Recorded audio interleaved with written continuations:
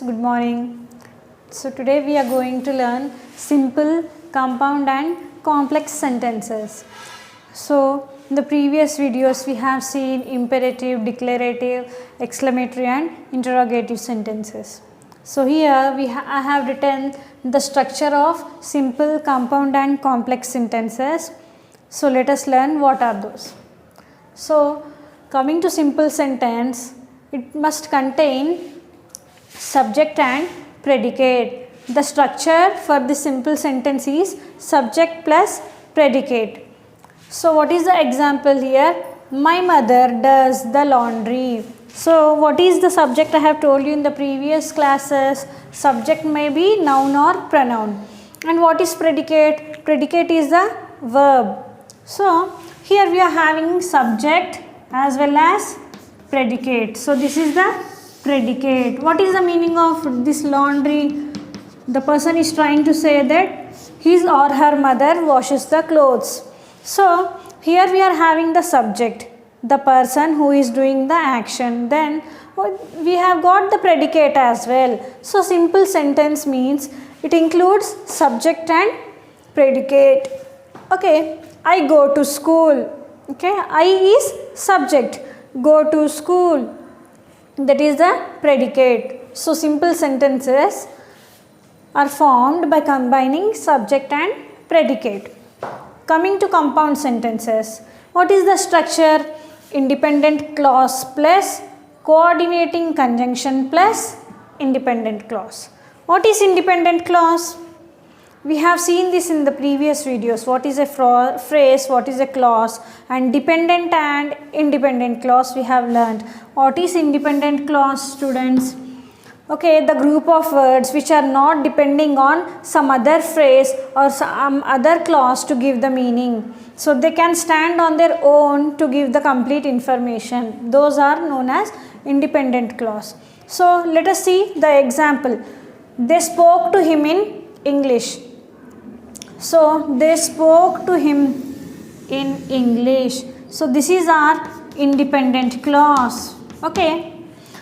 If you read this group of words, you are getting the meaning that some people spoke to that person in English. Then what is coordinating conjunction? Independent clause plus coordinating conjunction. What are the examples of coordinating conjunctions?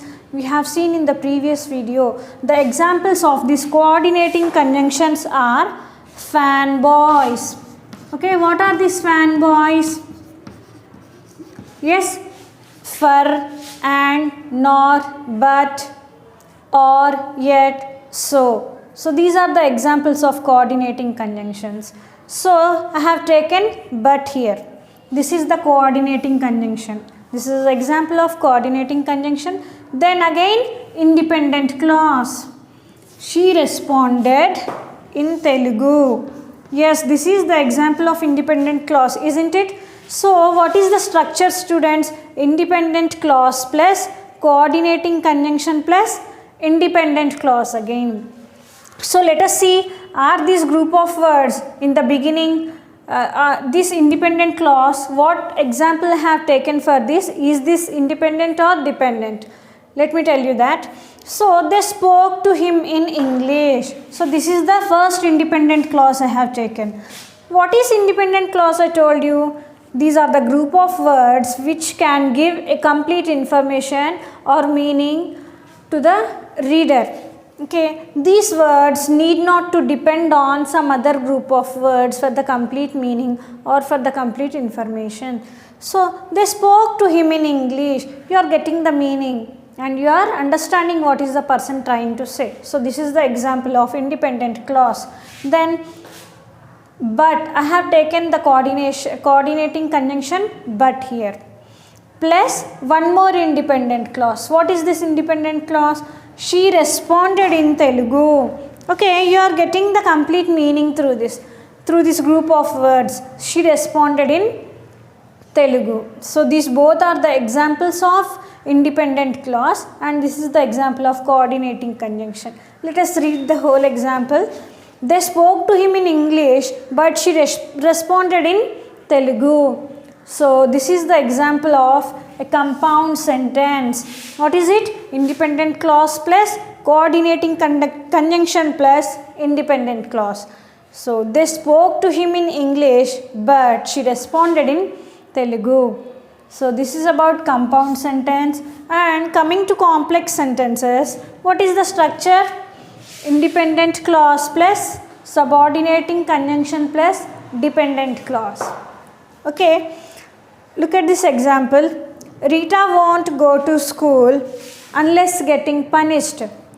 So first, coming to independent clause, what is independent clause in this sentence? Rita won't go to school is the independent clause. Then what is subordinating conjunctions? What are the examples of subordinating conjunctions?